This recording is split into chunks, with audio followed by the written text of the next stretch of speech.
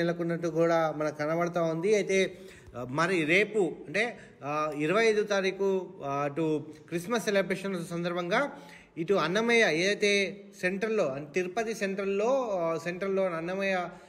అన్నమయ్య విగ్రహానికి శాంటాక్లాసు టోపీని ధరించడం జరిగింది. అయితే ఇప్పటికే 32,000 పైచిలుకు పాటలు పాడిన అన్నమయ్యకు ఇట్లాంటి జరగడం అంటూ హిందూ సంఘాలు కూడా తీవ్రంగా ఆగ్రహం వ్యక్తం చేస్తూ ఉన్నాయి. కాగా ఈ సమాచారం అందుకున్న బజరంగ్ దళ్ కార్యకర్తలు పెద్ద ఎత్తున అక్కడికి చేరుకొని హిందువులు మనోభావాలకు దెబ్బతీస్తారని ఈ ఘటనపై వెంటనే చర్యలు తీసుకోవాలని కూడా న్యాయం చేయాలని కూడా డిమాండ్ చేస్తున్నారు. కానీ బజరంగ్ దళ్ కార్యకర్తలు రోడ్డుపై బైఠాయించి ఆందోళన చేశారు. అయితే ఈ ఆందోళన చేసిన తర్వాత ఆందోళన చేసిన బజరంగ్ దళ్ కార్యకర్తల్ని చెదరగొట్టే ప్రయత్నం కూడా పోలీసులు చేసినప్పటికి కూడా విఫలమని చెప్పుకోవచ్చు. అయితే శ్రీ వెంకటేశ్వరకు సంబంధించి ఇప్పటికే ఇటువంటి అన్యమత్యాలు చాలా చోట్ల జరుగుతున్నాయి.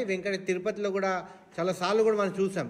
ఇది ఇప్పటికైనా ఈ ధోరణి మార్చుకోవాలంటూ హిందూ సంఘాలు కూడా హెచ్చరిస్తూ ఉన్నాయి. దేవదేవుడు కొలువైనటువంటి 7 కొండల్లో